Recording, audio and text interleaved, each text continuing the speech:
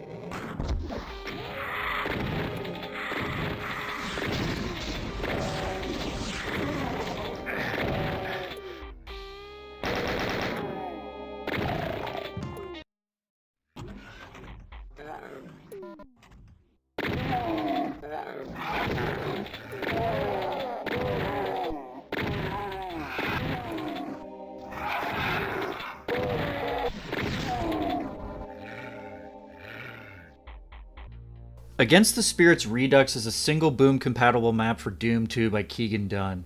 Keagan's been putting out some great stuff for a couple years now, including this year's Shades of Azure. This is actually a remaster of a map from one of Keagan's earliest map sets. Against the Spirits Redux is a huge, non-linear, and extremely difficult map. And to give you an idea of how hard it is, it's said to be inspired by the final map of Sunlust, God Machine. It's divided into a bunch of difficult, cramped, and slaughter set-piece battles. And Keagan warns that ultraviolence is super hard, so unless you've played stuff like Sunlust on ultraviolence, you might want to bump it down to a lower difficulty.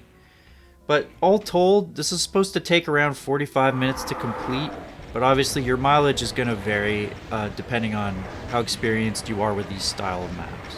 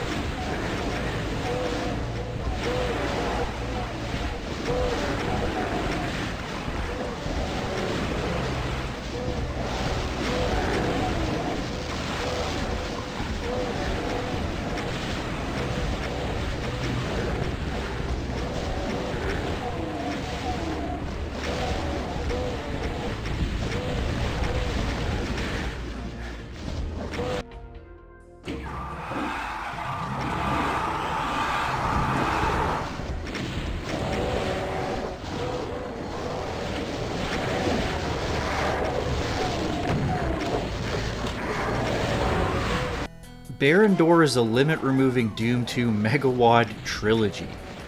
Well, it's not on id Games quite yet. It's been tested a lot, and it's been posted to Doom World, so there's a lot to check out. Now, the whole thing kind of started as a joke about whether barons could open doors, if you can believe it. So every level has that in there somewhere, but that's kind of where the similarities end between levels. I mean, there's so many, there's some jokes and gimmicks, but there's also a bunch of legitimately impressive and detailed levels that would be at home in a lot of other WADs. Maraudoor is the first megawad. It's going to be the most polished so far, but Bonus Door has a lot more door opening action if you're into it. And Final Door is shaping up to be a third megawad, and there's actually still contributions open. So check it out yourself, and you might find out whether barons truly can open doors.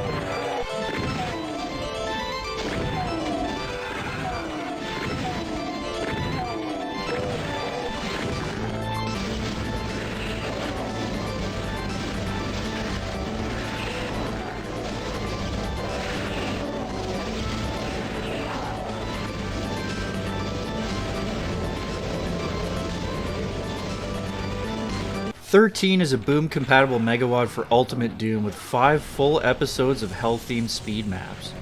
You might be familiar with many Pineapple Under the Sea speed mapping projects, stuff like Pac-Man Doom, but there's a ton of them, and they're always pretty good.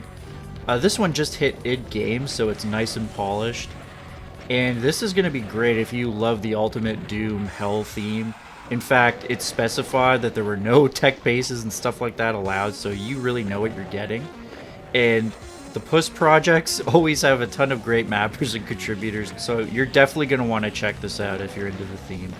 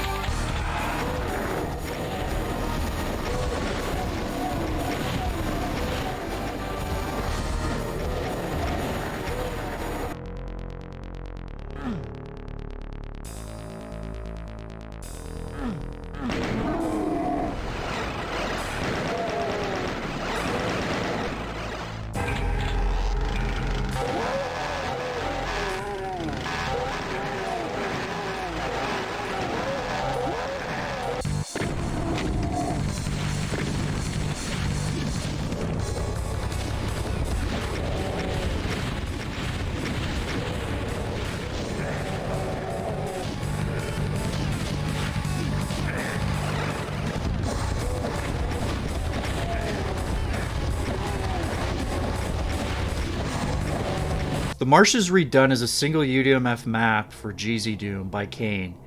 And Kane's been making some redone, remastered levels of those exclusive levels from the PlayStation version of Doom. So this is a huge visual and gameplay overhaul to the original Marshes level. And it's got some amazing ambience. It's got an animated skybox, so, lightning's going off, dynamic lighting, reflective surfaces, I mean, you name it. And it's actually quite hard. Like, this thing took me around half an hour to complete. It's pretty difficult on Ultra Violence because you're on the run from a cyber demon who's kind of chasing you around, you're dealing with all sorts of stuff. So see if you can escape the Marshes yourself. Kane also has a bunch of great PlayStation redone levels in the link below too.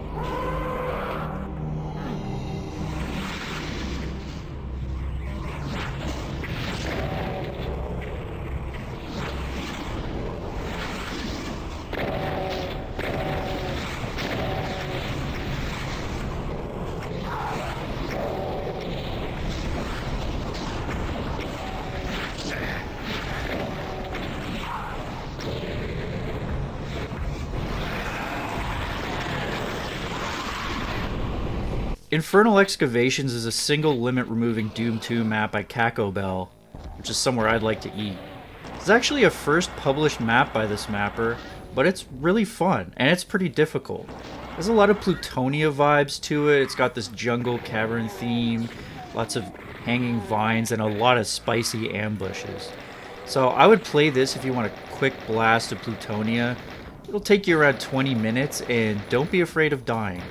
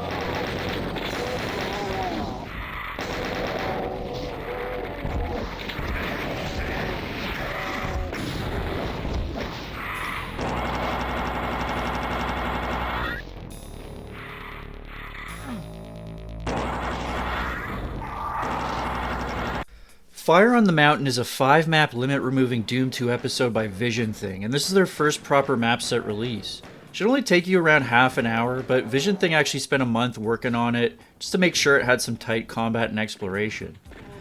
While it'll work well with Pistol Start, for those who like continuous play, it was actually designed with that more in mind. And this is a solid first map set release. While there might be a couple rough edges here and there, some fixes have already been implemented for the Release Candidate 2 version, so it should play great at this point.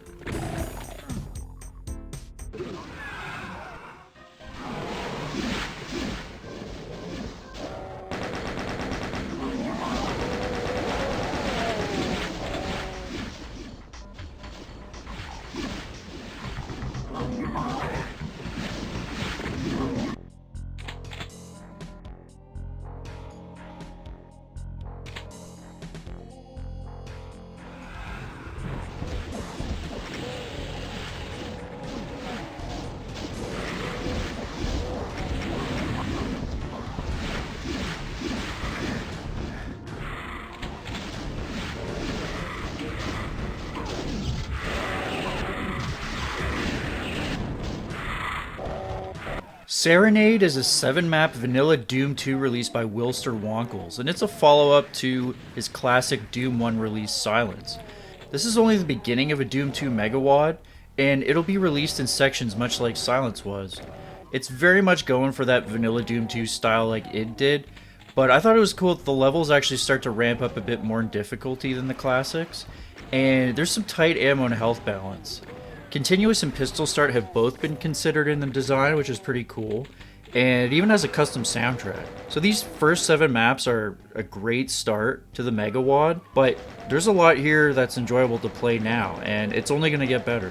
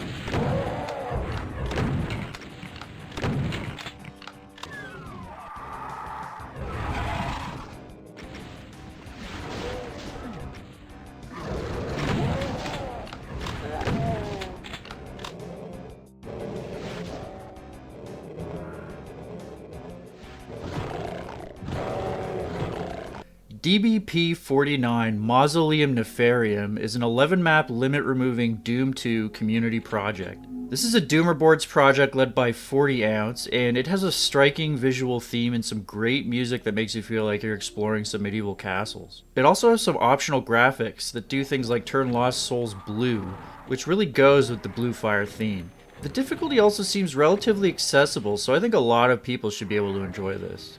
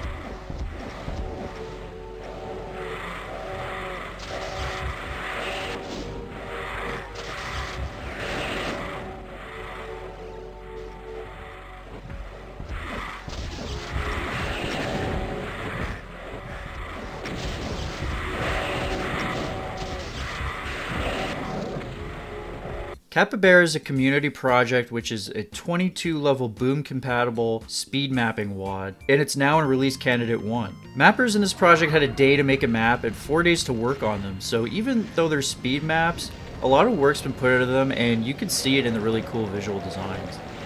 Gameplay wise, there's a lot of cool slaughtery challenges and some unconventional combat designs if you're into that sort of thing.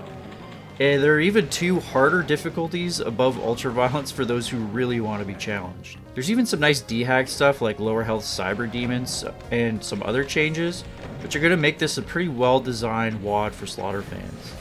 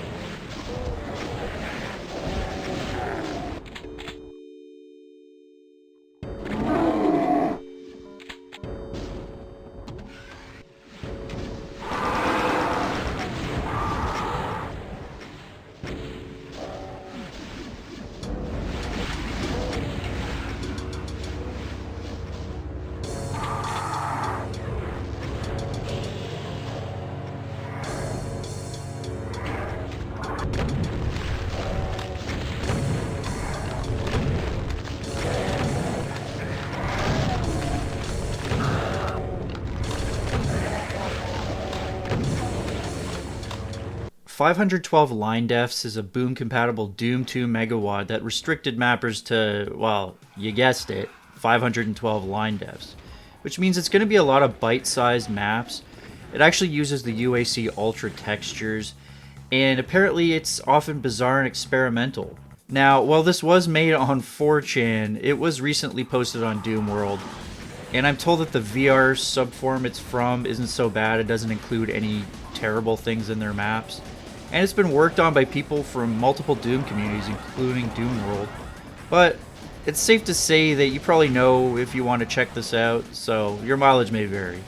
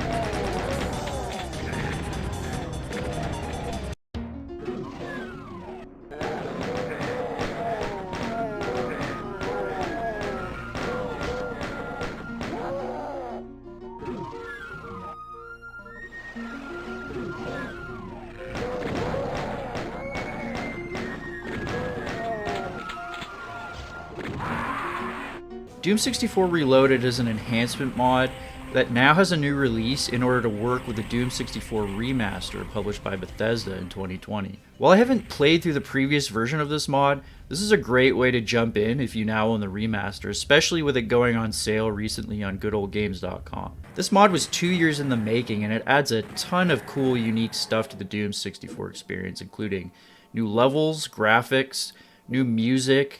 In fact, every level now has a unique music track, and more secrets and a lot else.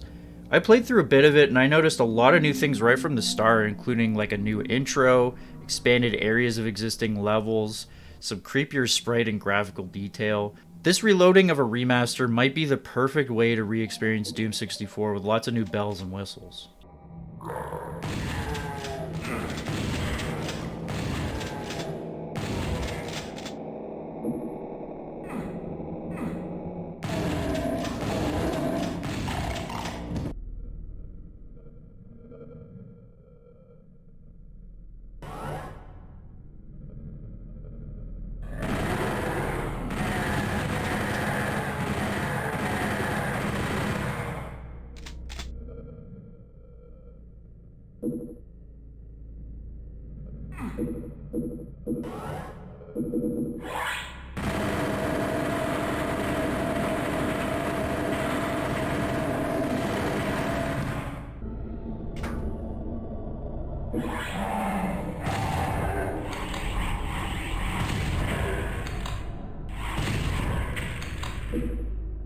Doom RPG isn't really a new WAD, but it's a whole new source port that reverse engineers that beloved old Doom game released only on mobile phones.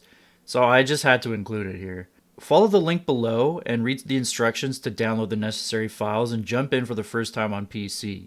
For me, it ran great in full screen at 800 by 600 resolution. And I've always been fascinated by this part of the Doom legacy, and after playing it a bit, I can see the appeal. Yeah, it's kind of primitive because of its mobile roots. It seems to translate some of the Doom universe really well into turn-based RPG gameplay. You know, it has stuff like NPCs, some of the weapons have more utilities like a fire axe that breaks down doors. There's palette swap, stronger versions of enemies, there's leveling up. Like, I can really see this becoming addictive. I'll have to check this out more myself, but I think this is worth looking into just as a historical curiosity if you're a fan of Doom.